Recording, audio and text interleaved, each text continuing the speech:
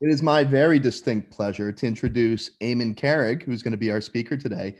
So Eamon got an undergraduate degree in philosophy from Princeton University. In fact, he was studying the philosophy of quantum mechanics at the time. But from there, he took a little different journey than some of us here in the department. He went and worked for a company called Planetary Systems Corp, which was working on different elements of basically spacecraft and space flight, including things like satellite separation systems and solar array hinges. After that, Eamon went and founded an extreme environment robotics company called AMS, Autonomous Marine Systems, which are essentially autonomous robot boats that are able to self-navigate and go, well, all over the world. Since then, Eamon's come back to space, working for Icon Technologies, which, as we're going to hear about today, is working on what is generally called additive construction, and specifically how to build moon bases. So without further ado, here's Eamon. Thank you, Chris. I should say that I made a joke with Dr. Rogan here a minute ago that we are collaborators because he and I were undergraduates together, and he helped me understand the physics content of a lot of the philosophy that I was doing at the time. So very, very pleased to be here. Thank you for the invitation, and to everyone else in the audience. I'm just going to dive right in. I think I've tried to make this a pretty high level talk. I'm going to try and go through very quickly some of the issues facing folks working on these problems of extending, returning humans to the moon and extending the capabilities with semi-permanent and permanent habitats. And without further ado, we'll dive right in. Okay, oops. Okay, so it's probably important to frame the question a little bit. So, you know, Carl Sagan has this wonderful quote, all civilizations become either spacefaring or extinct. It is just a matter of time before some catastrophe befalls our planet on a global scale. And as Elon Musk is fond of saying, the best way to hedge against that is to get off the planet, become a multiplanetary species. There's a certain logic to moon exploration specifically to doing that, if you will. It's sort of the mean value theorem between here and Mars. So we get to develop a lot of systems that will be useful in further exploration. That said, there's a significant difference between those two environments, and in some ways things are much easier. In some ways things are much harder when we're talking about the moon versus Mars. But there's going to be a lot of work that will inform future missions throughout the rest of the cosmos. It's also important to point out that there's a legitimate efforts underway already to mine interplanetary resources, and that it's generally a pretty good idea to do so. So in a certain sense, we can export the costs to the planet, the stress to the planet by grabbing resources that are available sort of freely floating around out there in the universe. There's some recent estimate that put it at you know, some outrageous number, $10 quadrillion or something like that was the value of the asteroid that Bennu just sampled. That was an extremely exciting moment for a lot of folks working in the spacecraft industry, and we anxiously await those results. But really, I think we're going to see the dawn of an era where we can process and harvest in a responsible fashion resources that are beyond the planet. Okay, so let's move on. Okay, so there's been a long history of people thinking about setting up infrastructure on the moon. This image is from a 1959 exploration called Project Horizon. If you guys can see my pointer here, I want to draw your attention to this exhaust plume from this rocket, which is one of the things that has not aged well. And we'll talk about exhaust plumes in greater depth in a few minutes. But this was, you know, just to set the stage, right? So Sputnik was in 57. Yuri Gagarin would go on to become the first human being in space in 1961. But in 1959, the US Army was very concerned about the Soviet advances in space. So the space race was fully in swing. And one of the stated goals of Project Horizon here was to be able to field astronauts who could compete and fight with their Soviet counterparts using handheld weapons. So a bit of a strange trip down memory lane there to recall the paranoia, but it gave credence and gave the impetus for this, in many ways, pretty credible plan to build structures on the moon. This particular plan called for, I think it was 60 Saturn 1 flights and 80 Saturn 2 flights. It's over the course of 5 or 6 years. It's really a very ambitious project, and not something that the philosophy behind it has fallen into favor. Let's put it that way. Another sort of early pioneer in thinking about moon bases is a Persian architect named Nader Khalili, who's one of my sort of personal heroes. He's a devotee of Sufi, the poet, and he sort of infused a lot of that stuff into his writings and the way he conducted himself for most of his career. Really interesting, generous person. He wound up founding an institute in California called Cal Earth and pioneering a technique called super Adobe. Basically, the idea is that you take bags, cylindrical tubes, and fill them with whatever's around. So this was sort of the first idea around in-situ resource utilization, ISRU as it's called now, that I've come across. And he presented this idea to NASA in 1984.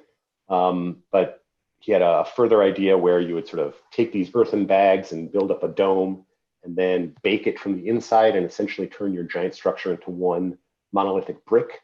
Pretty cool. I think there's some real challenges with implementing something like that on the moon, but very cool ideas. The next one I want to talk about is RLSO, which was commissioned by President H.W. Bush. It was a series of studies, undertaken by the Boeing Corporation in 1989 and presented to the world in a series of papers in 1990. And it stands for the Robotic Lunar Surface Operations. And it was, the first, I think the first real sort of systems engineering approach to looking at lunar bases.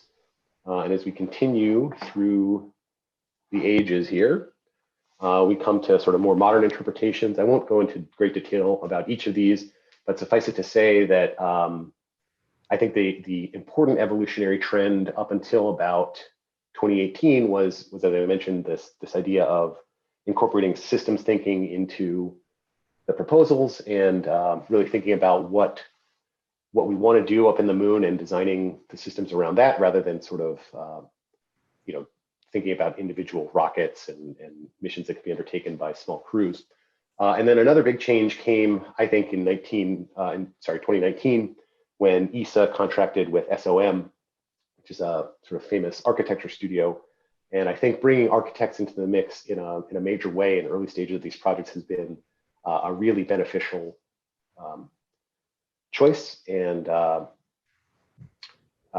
SOM in particular has done an excellent job, and some of the architectural partners that ICON is working with and that are involved in Project Artemis, including the Bjarke Ingels Group and Search Plus, which is Space Exploration Architecture Plus, have really added quite a bit to the overall quality of the project. So I think having architects' fingerprints in these plans is also super important.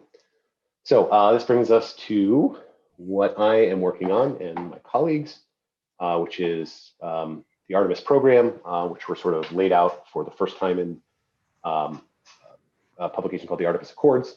The Artemis Accords were signed remotely, of course, as all things in 2020, just a few months ago. Involves the United States and 8 other signatories, and I think just last week, Ukraine also signed on. Some interesting folks in there, not necessarily, longstanding powerhouses in the space industry, but people with interesting things to bring to the table. So, for example, the United Arab Emirates is a really good candidate for simulation missions, and I think there's a big effort underway there to sort of stand up a Mars analog and a even lunar analog there. And Australia is very big in mining. They're very interested in the resource extraction that we spoke about just a minute ago.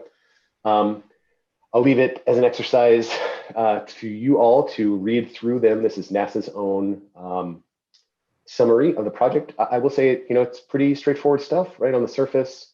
Nothing particularly stands out to me anyway, at least the first time I read it.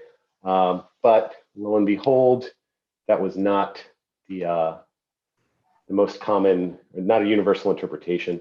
So Strangely, ESA is not party to this. I don't quite know why. Some of the European member countries are, but a lot aren't. Notable absence in China, that's mostly due to some treaties and challenges in negotiating exchange of information between the United States and China. Russia, also notable absence. And I think there's some legitimate gripes, I would say, with the Artemis Accords. Again, I'll leave it to you guys to figure out how legitimate they are, but just to give them, some as much, to put it in as positive light as I can without rendering an opinion. Let's take one step back and, oops, sorry. Okay, and then take a close look at some of these, right? So preserving heritage, that sounds pretty innocuous on its surface. And then the deconfliction, again, sounds pretty innocuous on its surface. But when you put those together, and when you consider that there are already a fair number of US assets on pretty interesting places in the moon, you can sort of get the sense that this might be a land grab. And I think that's basically the interpretation that the opponents are putting forth. And so I was struck that, Artemis is Apollo's twin sister, but she's also the goddess of the hunt. And if we think of the next couple decades unfolding as competition for resources on the moon, then maybe the goddess of the hunt isn't the worst analogy. Okay, so the Artemis program, as defined by NASA, is sort of Jim Burdenstein, the NASA administrator who just announced his retirement, I believe. It's sort of the feather in his cap. It's really an amazing, comprehensive program. We haven't been on the moon. No human being has been on the moon since 1972. The longest that anyone has ever spent there continuously is 75 hours or thereabouts. So going to a continuously occupied station is really quite a giant jump.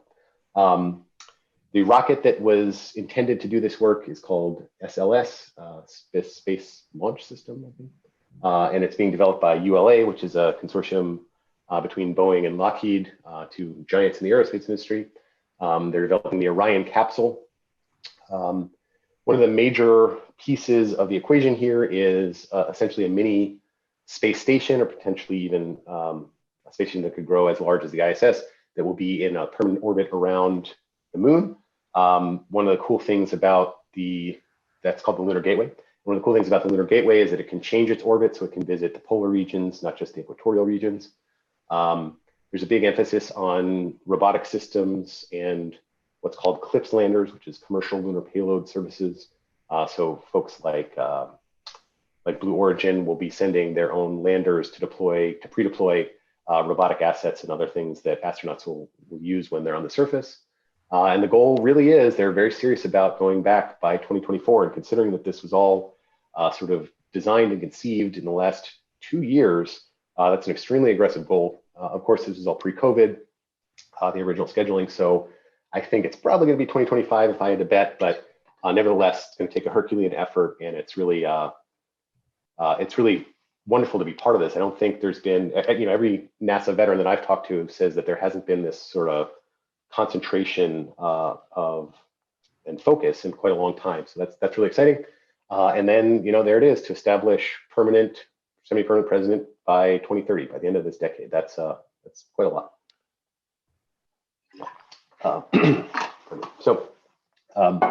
Moving on, we spoke briefly a little bit about why going to the moon is a good interstitial step if you really want to get to Mars, and that's part of the plan.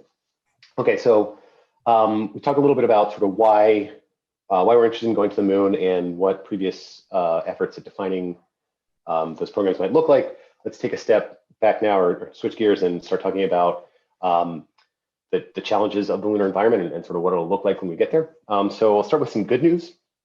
The moon is about 240,000 miles away, traveling at the speed of light. That's a round trip distance of about 2.5 seconds. So almost all of the data that we have from the Apollo missions was beamed back to Earth. There's been some that was sort of cached and brought back in physical form, but almost everything in space is telemetry, right? You don't ever count on getting anything back. There's been plenty of work that establishes that these communications links can be pretty high bandwidth. In particular, LADI, which is a program I worked on years ago, but many others for a long time. The Lunar Reconnaissance Orbiter, has been in orbit around the moon for quite a long time and is a great source of information. The point I really want to make here is that good communications alleviate the need for autonomy. So if you have something that can essentially be controlled by remote control, then you don't need to fly sophisticated algorithms to have the instrument or vehicle make its own decisions.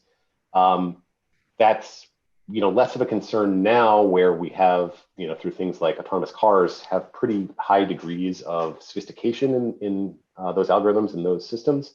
However, because of the requirements to make space electronics radiation tolerant, it's really a good pickup if you can do something on quote unquote regular space qualified hardware. You really ought to, because qualifying a new say GPU or even FPGA based system is no trivial matter at all. Just a quick note about this photograph. This is taken by a Chinese satellite called Liangjiang 2. Sorry for the pronunciation. It went into orbit in 2018, and just to sort of illustrate the point, the Harbin Institute of Technology was having some issues with tasking the satellite while it was on orbit, and decided to decommission it. So it actually eventually wound up striking the lunar surface. But on its last pass here, it got this wonderful photograph which shows the lunar surface and Earth.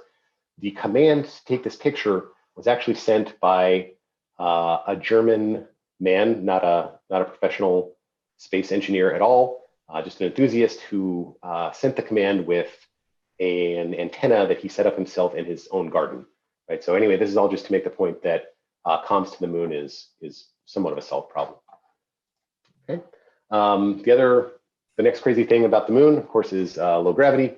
It's about 1/6 that of Earth. Turns out that having some gravity vector is a lot better than none. So there's a company called Made in Space, which is working on 3D printers for the International Space Station and other deep space applications. And when we spoke to them a little bit, and when they found out that we have a gravity vector, they were pretty jealous. Turns out, as I said, that there's a lot that rides on that from sort of controls theory perspective. Just to sort of illustrate the point, and some of these rather pithy slides, if I say so myself, are just designed to get you thinking about what it's really like in the lunar environment.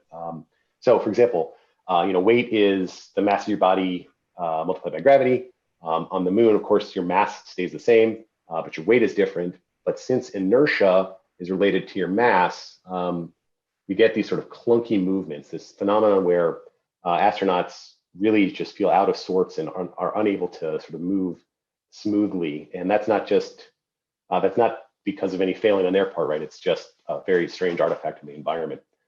So, we get these sort of clumsy, hilarious videos of people hitting golf balls on the moon and whatnot. And it seems funny to us, but it's a real issue, especially for mechatronic systems. All right, so because there's low gravity, there's no atmosphere, so there's a vacuum on the moon. It's a pretty hard vacuum. It's not quite as bad as interplanetary space, but pretty bad. So one thing that's really interesting about vacuum is the way that gas, and in particular rocket exhausts, behave. So what we're looking at here is a paper that Phil Metzger, among others, presented at a popular space conference quite a while ago. Phil Metzger is a planetary scientist now at the University of Central Florida, but was a long-time NASA employee and ran a bunch of investigations into some other stuff we'll talk about. He's a planetary scientist, I guess, so a lot of ejecta work and gas plume work and really interesting stuff. I'm a huge fan of him. Anyway, he noticed this, I think this is a CFD result, but it's been proven in some of the Apollo film studies as well. But there's this interesting phenomenon where the maximum velocity and gas density actually occurs right in this region here, where we drop below the 0 line. And what that means is that we're actually going to, if we have a lander that just comes and lands on the lunar surface, The cratering won't be sort of very deep, like we would expect if we had an exhaust jet from a rocket, sort of like what we're used to seeing on takeoff, but rather because of this lack of atmosphere and this strange phenomenon that I just described, we'll actually get a lot of scouring and a lot of gas being blown horizontally outward from the rocket nozzle. So that's kind of strange, and it has effects that we'll talk about a little bit more as well.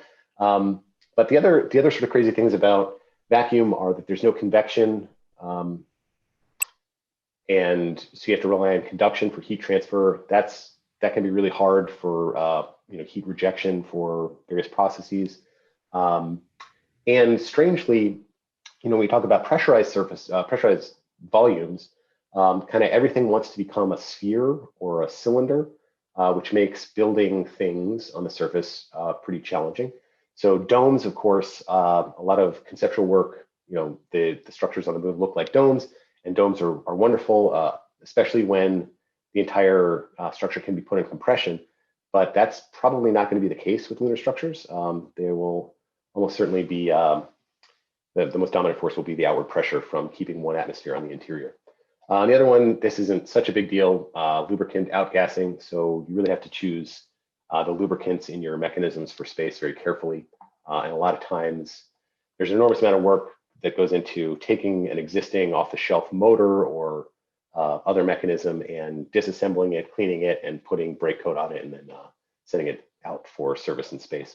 I've done that quite a bit myself in my early career. All right, sorry, I'm probably got to speed up a little bit. Okay, the other crazy thing, again, direct product of not having an atmosphere is that there are just really gnarly temperature swings on the moon. So a lunar sol is about 30 Earth days. So a full diurnal cycle is about 30 Earth days. So a lunar day is 15 Earth days. A lunar night, again, about 15 Earth days. Anyway, during that time, you can see these temperature variations that vary with latitude.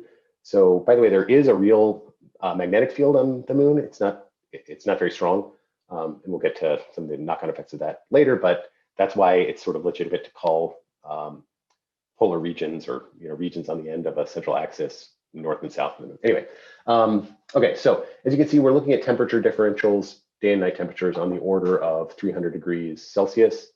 This graph is in Kelvin, but same. That is gnarly, right? That is really hard for mechanisms. The big news there is, unsurprisingly, like you've got to be really, really careful with dissimilar materials and minding your coefficients of thermal expansion. So it's tough on batteries, it's tough on mechanisms. It's just tough. All right. The other thing, there's earthquakes, or there's moonquakes on the moon, right? So some of this is driven by meteor impact and space landings, right? So we got this, actually, this graph we're looking at here is the result of I think the Apollo 14 landing as recorded by seismographs that were deployed by Apollo 12. And so there's sort of these external impacts, which can be quite serious. And then there's also sort of native moonquakes, most of which are driven by tidal forces on the Earth. There's some debate as to the cause for the quote unquote shallow seismic activity on the moon. Tectonics, perhaps. I think it's a little bit too early to tell. But in general, moonquakes are less intense, more frequent, and of longer duration. So I think we're not alone in this thinking, but we're certainly under the impression that the right way to solve that is with damping, so either active or passive. And again, this data comes from the seismographs were in place and telemetering data for, I think, 8 years up to 1977, so even well after Apollo astronauts were last there, and it's really valuable data. Okay, so this wonderful thing happened in 2019, where during the blood moon, which is a combination eclipse and full moon, we actually saw a meteorite strike, and this image comes from a frame taken from a video that happened to record it. So I don't know the size of this meteorite, but it was coming in about 38,000 miles an hour, or so say the researchers that have looked at this deeply. There's non-trivial kinetic energy imparted by anything going that fast, right? And so you've got shaking, you've got temperature swings, you've got a vacuum, and now you've got missiles being tossed at you. It's really a brutal environment. Okay. So the last sort of really terrible thing about the lunar surface is the radiation. So there's tons of different types of radiation. Bad news for us right now is that we're at a solar minimum. So there's even more particles escaping the sun than normal. So be it. So because there's a very weak magnetic field, there's no ionosphere to protect the moon, and there's no atmosphere. So it's really just coming straight from the sun and other cosmic sources and just blasting everybody at the surface all the time. It's bad for people. It's bad for electronics. Sort of all the obvious stuff. We're starting to see, interestingly, the emergence of a COTS rad hardened electronics industry. So just in the last couple of years, certainly wasn't the case when I got my start in the industry, but now you can buy something like a motor controller that is rad hard. That's very exciting. Otherwise, it was all custom stuff. So anyway, the good news here is that plain old lunar regolith itself, uncompacted loose regolith, is a pretty good protection media, pretty good absorber of some of this radiation, not all. And strangely, there's this result where it's not a linear relationship, right? So it's not like the more regolith you have on the outside of your habitat, let's say, the more protection you get diminishing returns very quickly, and there's a sweet spot at about 1 meter, which is nice. So that's kind of one of the framing goals for a lot of the architectural designs we've looked at, is to have these sort of buckets of loose regolith. And I know that's sort of hard to tell from this render. I apologize, I should have explained that earlier, but this sort of pine cone shape is actually a series of buckets to hold loose regolith, and that provides radiation protection. Okay, another one, there's dust everywhere. And this lunar regolith, and again, I apologize I didn't introduce that term, that just means, so lunar soil is the moon dust in a certain size range, particle size range, and then lunar regolith is sort of an overlapping term with that, and then there's finer particles. Anyway, in general, lunar regolith is what we're talking about when we talk about the stuff on the surface of the moon, and some of it is very, very small indeed.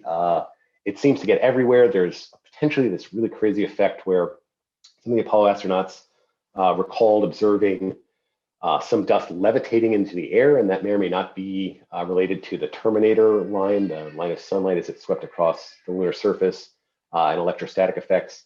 There's one really terrible thing about lunar dust is, since there's very little like dynamic action on the surface, and all of this stuff came from meteorite impacts, it tends to be very, very sharp. So it's really terrible to breathe in, and it tends to stick to things.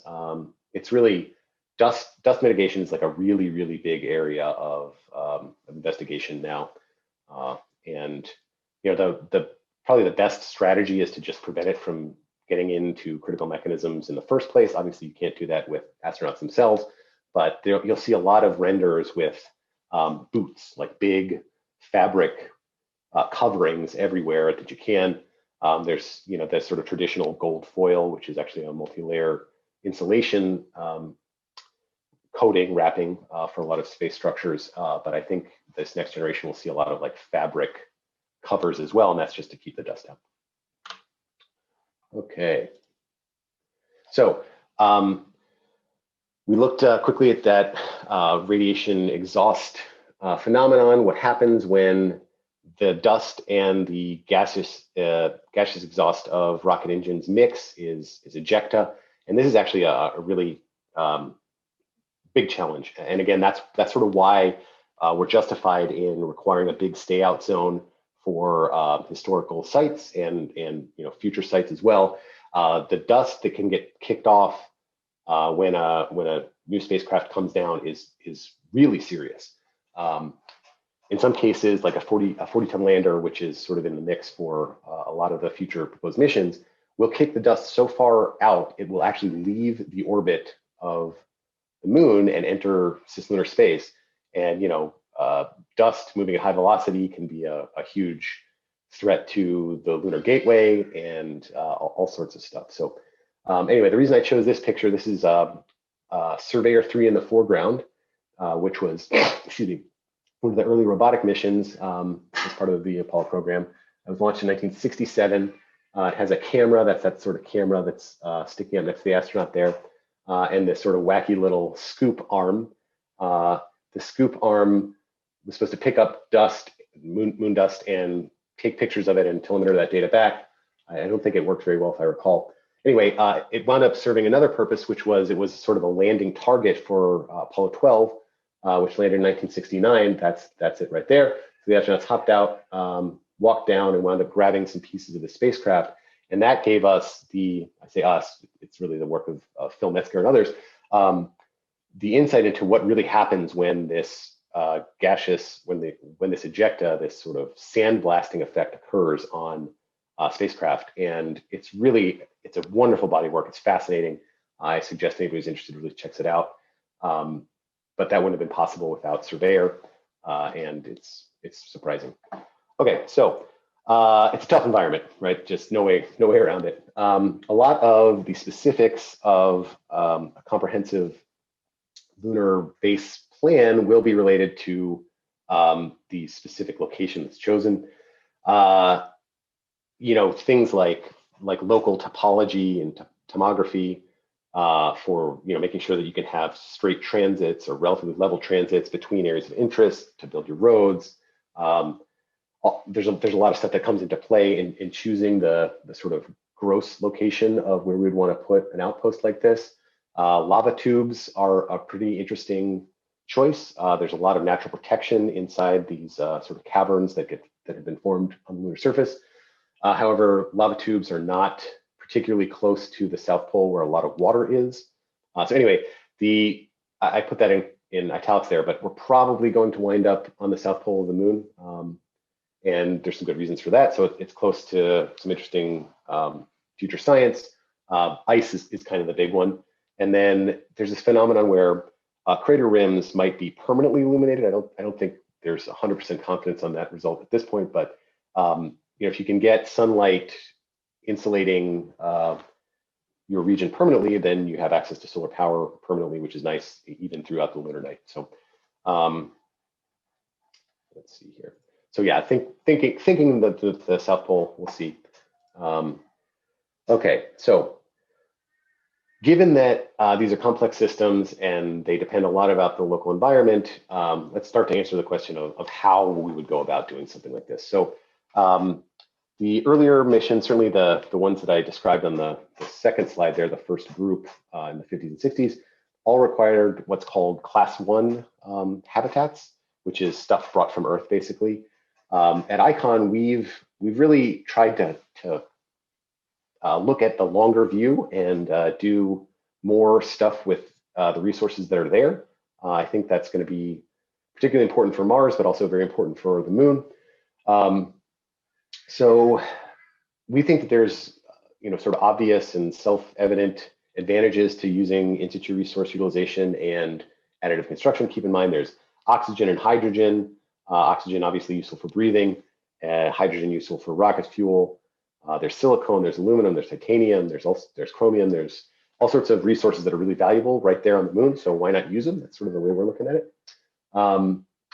So when you start to think about like the material performance of some of those things that are either pre-processed or just used in a raw form, it's helpful to think about. This is sort of like a lunar Ashby chart that I borrowed from Ben Jennett, brilliant material scientist, just finished his PhD at MIT. Anyway, we start looking at this region in here. That's when things get kind of interesting, right? So on Earth, we work a lot with concrete. That's great, not very ductile, especially given the seismic activity. We want something with a little bit more elasticity. So, this is sort of an interesting spot in here, this glass reinforced plastic, fiberglass. We can sort of have something similar with basaltic rock extrusions, and there's plenty of basaltic rock in the moon. Obviously, silicone is useful for creating semiconductors. In the vacuum of space, it's actually kind of interesting to think about large-scale fabrication of semiconductors in a place like the moon or in deep space. Anyway, this region is pretty interesting for just actual plain old building materials, right? So we need to do a lot more work still on defining the actual requirements, but we're kind of in the hunt on some of these ceramics and glasses that can be made fairly easily from from lunar regolith. So the whole issue of lunar ejecta can effectively be put to bed by just having landing pads. Now, of course, you have a causality problem where the first one can't have a landing pad, but for subsequent missions in the same region, the clear thing to do is have a landing pad. This is one of the areas where we think additive manufacturing really shines. So this is actually a lunar landing pad simulation that we printed on a military base here in Texas just a few weeks ago. There's an architect named Jeffrey Montez who's taken a really detailed, broad look into this stuff and published some interesting papers, which I believe are freely available. Pavers have been tested. I think the first experimental results were not particularly good, because what happened is exhaust gases got in the cracks between the pavers, got underneath them, and sort of blew the structure apart. But what we're looking at here is actually designed by undergraduates, and it features sort of a series of Tesla valves where we're taking the exhaust energy that actually for takeoff and landing, and sort of redirecting it outwardly where it can do less damage. There's similar proposals to redirect it all the way up, so sort of down through a U-shaped pipe and up, where it won't do so much damage as well. All this stuff is really important and interesting. Okay, my gosh. Sorry, I gotta go much faster. Okay, so in addition to landing pads, this picture, still from one of the Apollo films, sort of illustrates why we need roads, right? These vehicles are gonna kick up a lot of dust. We really gotta do everything we can to mitigate the dust. Habs, labs, and fabs. So that's sort of really what we're there to do, is house people and then give them spaces to do science and engineering. So these are some concepts from search that were done on part of a program we're working with them on. Our internal code name is Olympus. I think there's plenty of publicly available information for those of you that are interested. Okay, so when we say taking in-situ resources and producing, building materials out of them, we're looking at this a couple ways, right? So there's most of it comes down to heating it up, either to a full molten state or sintering it, and then either extruding it or looking at a powder bed approach. We'll talk about that in a few minutes, but we've done quite a bit of experimentation around the molten extrusion. Not particularly complex, right? You heat it up, you squirt it out. There's been some really good work at MIT around this. So there's, I think, Neri Oxman's group at the Media Lab has done a couple versions of a glass printer, an optical glass printer. Some really beautiful stuff has come out of that. And then recently there's another group that did a low-cost version where they're basically just heating up sugar. And so this is sort of a caramel printer, but it's a really good analog, right? It works at much lower temperatures, so it's much easier to control and cheaper to build. And you get the same behavior of a molten deposition. Now, the big deal with this and certainly with the other techniques that we're looking at is annealing, right? Is controlling the temperature as it cools down. Glass in particular tends to shatter if that's not entirely controlled.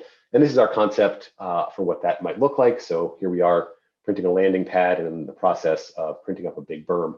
Keep in mind that landing pads need big berms, not to shield against ejecta, but to shield against mishaps on landings. I think one of the worst military aircraft episodes in U.S. history involved chain reaction, where one aircraft crashed and then it sent projectiles into further aircraft, and they all blew up. So anyway, ever since then, we try to shield landing pads however we can. Okay, this is another experiment. This is actually some work that I've done using lasers to sinter. This is lunar regolith simulant. The advantage to this is you don't have to worry about the molten material. You just sort of put the powder, be it particle size filtered regolith or raw regolith or beneficiated regolith, wherever you want it, melt it on spot. And my apologies for the potato quality, just to go with my phone, but I believe this is the first LHS-1, which is the Lunar Highland simulant sintered ingot. It's not very big, but it's a start. We're very pleased about what that work might mean. And then again, taking a step back, like what all this means, right? So we've made some pucks here and there. We squirted out a few tokens, if you will, but we do think that there's pro forma work, shall we say, not a heck of a lot of new invention left to getting this stuff built at scale. So as a reminder, we're thinking about a staged approach with as much ISRU as possible, common interfaces right out of the Artemis Accords. We want to make things modular so that they're easy to repair and have interoperability. We want to do in-space manufacturing. We want to support further exploration, and that's why we're there. That's why we're going. So that is the end of my presentation. Thank you. I hope somebody learned something. And again, the real point that I want to make here is not to tell you about any of these particular technologies in particular, but just to get everybody's mind going about what we're really up against in this challenge, and to point out that there's a ton of opportunities for bright students like yourselves to go join the effort, and we'd love to see you out there. So thank you. Wonderful. Thank you so much, Eamon. That was incredibly interesting. So let's give Eamon a virtual round of applause. I can hear it faintly in the distance there. I can see it now. Thank you, guys. Appreciate it. And does anyone have any questions for Eamon?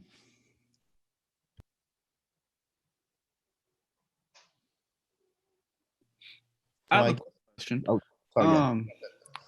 So usually when I was working with 3D printing back in undergraduate, hard problem is the fluidity of the extrusion. So in a low pressure atmosphere with low gravitation, how exactly were you able to overcome that kind of problem, or how would they overcome that kind of problem? That's a great question. So let me play it back to just so I got it. So because this is actually something that we deal with on the terrestrial side of our business quite a bit. So I don't know if you guys are aware of this at all, and I apologize for glossing over it, but Icon is an early stage startup based in Austin, Texas, and we primarily print concrete or cementitious structures here on Earth. And really the secret sauce to that process is in the material science, right? So we're sort of a material science company that looks like a construction company, that looks like a robotics company. Anyway, there's quite a trick, as you might imagine, to getting the concrete fluid enough to be pumped and deposited, and yet stiff enough to retain its shape as it cures. And I think that's the problem that Carlos is pointing to. On the moon, it's going to be a challenge, right? I just briefly alluded to the fact that annealing is going to be one of the big problems. Because there's no convection, the heat tends to stay in the deposited material for a long time. And the only place the heat goes is into its neighbors that it's mechanically bonded to. So the truth is we don't really know. We're still very early on in this experimentation. We've done some back of the envelope calculations, but we're really excited to sort of get into dirty vacuum chambers and test this stuff. I think one strategy that has been helpful for us on Earth is to, as I said, control the cure time and the fluid and the viscosity of the media that comes out of our nozzle. And the analog to that will be to precisely control the temperature of the molten material. So if we can keep it just above its melting point and then deposit it and have it to go just below before it runs away, that'll be the trick, if that makes sense. Oh, yeah, it's just like a balance. The only close thing I've gotten to that is probably clay. But clay is a lot easier to work with than concrete. Yeah, well, there are some folks printing clay or cob even. So speaking of this sort of idea of using what's available to you in the local area, I have seen some folks that are using what amounts to the same type of machine that one would use to produce large scale 3D structures out of concrete, doing it with just mud and straw and sort of traditional building materials, and that's really exciting. I think that's a lot of architects really want the vernacular to be informed by the local environment, and there's sort of nothing that expresses that desire more than like showing up to a place, digging up in your immediate area, and then sort of creating a house out of the local dirt. I think that's pretty cool. Yeah, thank you. John, you can go ahead. Yeah, any proposals to make things out of ice? You could either melt it and squirt it around, or you could cut it up in blocks. Yeah, that's a great idea. So I think where that would be most effective is inside of some of these lunar craters near the South Pole. I don't know, that's an idea that we had sort of kicked around early on in our ideation. I don't know that there's sort of any serious traction with ideas like that at NASA or elsewhere, but it certainly could be done. So we were talking briefly about pycrete, which is basically a composite whose mastic, whose encapsulating material is ice, and pycrete can be made very, very strong. Ice, of course, is plenty strong as long as it's not melting. It melts under pressure, but there's absolutely structures that can be built with just ice. And in fact, in Mars, our architectural partner Search, I think, won a NASA competition with a concept they call the Mars Ice House, and that work could certainly inform anything we do on the Moon, I imagine, as well. For those interested, I would recommend checking that out. It's very, very brilliant stuff.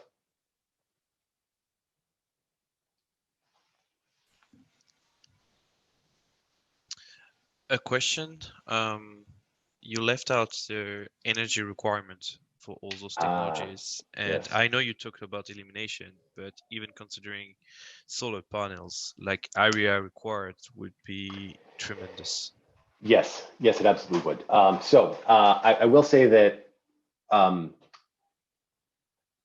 my initial instincts when I started thinking about this problem were, oh man, like we're in big trouble here, right? So as Florian sort of alludes to, the point here is that to do something like melting regolith, which requires an enormous amount of energy, I think we're sort of in the neighborhood of 20 kilowatts to produce something like the coupons that I showed in a reasonable amount of time. That's a heck of a lot of solar panels. And yeah, I think, on balance, making things, energy positive or energy neutral is going to be tough. So the proposal on the table, what they tell us anyway at NASA, is that we can kind of punt, and they're working very hard on bringing radioactive energy sources. So I know that's not a real answer. I apologize, because we should probably sharpen our pencils about it, but there it is. I will say that another concept that we looked at that I'm sort of intrigued by, even if I can't convince myself that it's really a good engineering approach, is to use direct sunlight. So there's been some work using mirrors and Fresnel lenses and whatnot to directly sinter either lunar regolith simulant or even desert sand just using sunlight. I think that's super interesting. So again, because there's no atmosphere and there's no obstructions, you get extremely collimated light coming directly from the sun. It's relatively straightforward to make an optically flat mirror, let's say. I can envision ways where you'd get precise controls with very simple mechanisms using flexures or whatnot to direct these beams. So you might have a solar concentrator, and I think that's a viable option to bring in a lot of localized heat to do stuff like sintering and melting. I don't know of anyone that's really pursuing that work beyond sort of early conception, ideation, TRL 1-2 type stuff. And yeah, I mean, another point here is that if it is solar panel based, right, like you pay a heavy price to get power out of photovoltaics anywhere, right? You've got efficiency of the panel, which even the sort of high dollar, most efficient ones in the universe are still 33%, I think, 34% efficient. Then you've got DC to DC converters and batteries and all sorts of other transformers in line to actually turn those photons into calories, right? So it's hard to beat direct solar from that perspective, I think. I don't know if that answers your question, Florian. So yeah, we get, so far we have at Icon, we've sort of punted on the power question.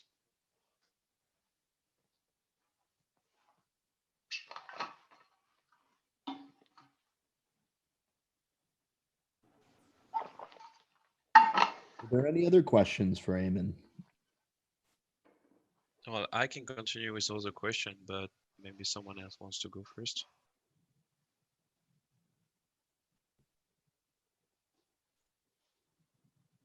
No, so maybe I will go. So on the design you showed, there was I mean, the robot that you use in order to be able to put your regolith seems really not adapted for many cases. It was really like just for the land pad. So is it just because No, I apologize. That was a failure on my part to explain. So what we think, again, what we think is one of the major relative strengths of an additive construction system, 3D printing, large scale 3D printing system, is that it can do vertical surfaces, horizontal surfaces. We've gone through the exercise of looking at the the gross steps of what it would take to build an enclosed structure, and this concept we think can work for all of that. So in terms of being able to access the ground beneath the robot, there's perhaps an extra degree of freedom than what's represented in that early concept sketch. So have you tried maybe considering the Athlete robot that was developed Yes. by GPL? Yeah, indeed. So sorry, did you say Atlas or Athlete? Athlete, sorry, my Yeah. English is bad. No pronunciation, problem. sorry. I think that's what you meant. Yeah. So Athlete is, for those of you who don't know, is a very interesting concept. It combines a multi-legged robot. I think it's a hexapod with wheels. It's a concept out of JPL that, of course, has done almost all of the really awesome robots that NASA has made over the last couple decades. And to the extent that we can decouple the mobility platform from, say, the deposition engine, like we don't want to take on any more than we have to, right? If we can get somebody else to locate our print head in space, we certainly are interested in doing that. And I think the program directors at NASA are as well, right? There's that's sort of the beauty of a modular platform like Athlete, which can move around on the lunar surface and carry all sorts of different payloads, including something like a print head. So we're very, very early in these conceptions, and we're still on sort of the basic science stuff. That said, the gantry system has a lot of advantages. It's tough to see how an Athlete plus a telescoping arm or a rotation translation arm or something might be able to get the same addressable space that a mobile gantry could. But mobile gantry has some serious advantages that we have looked at from a sort of systems engineering perspective.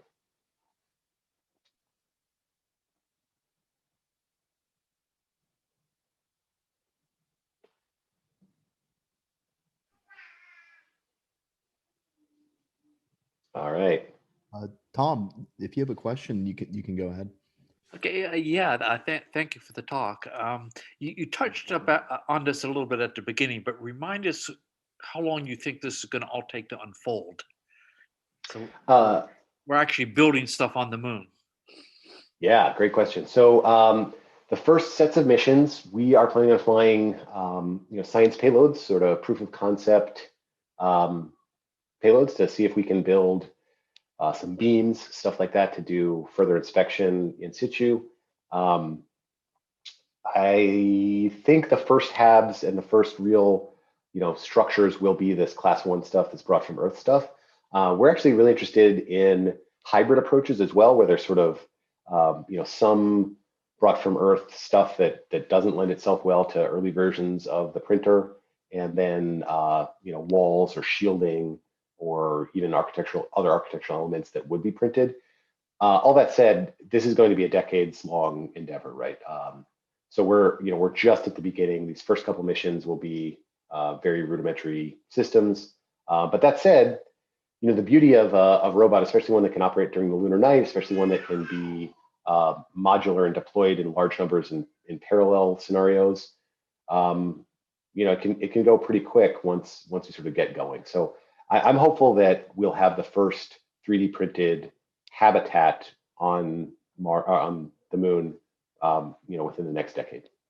And when we get to, say, a city, I think that's probably 2040s, 2050s.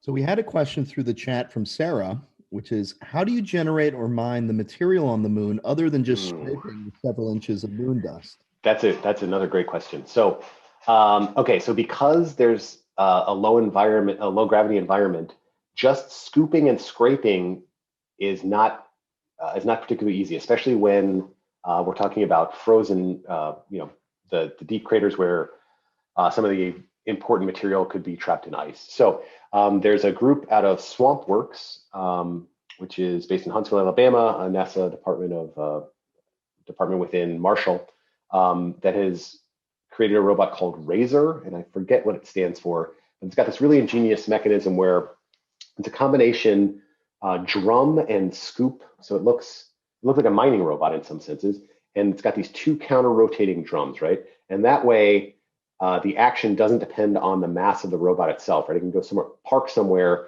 and just run these counter-rotating drums, scoop up the material, chip it away from the frozen regolith, what have you, and then drive somewhere else, and then run those drums backwards and deposit it. So there really are serious robotic efforts underway, in some cases many decades old, looking at automating mining and excavation. So it's a whole separate research group that we're trying to learn from, but we've sort of specifically carved ourselves away from solving that problem. So we have another question in the chat from Casey. Is the structure itself just going to be made from sintered sand? Will the pressure systems be brought in from Earth, or can the sand be bonded tightly enough to hold pressure itself?